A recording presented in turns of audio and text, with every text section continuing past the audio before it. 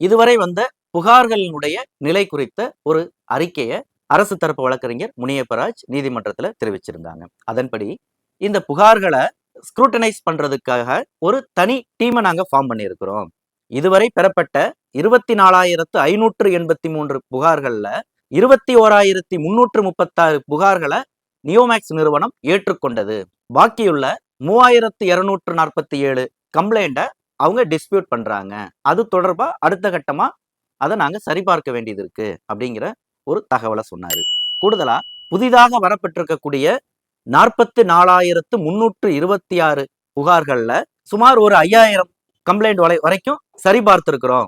மிச்சமுள்ள புகார்களை நாங்க சரிபார்ப்பதற்கு 3 முதல் 4 வாரம் வரைக்கும் அவகாசம் தேவைப்படும் அப்படிங்கிற ஒரு வாதத்தை, ஒரு ஸ்டேட்டஸை அரசு தரப்பு வழக்கறிஞர் நீதிமன்றத்தினுடைய கவனத்துக்கு ஒரு பதிவாக பதிவு செய்திருக்கிறாரு.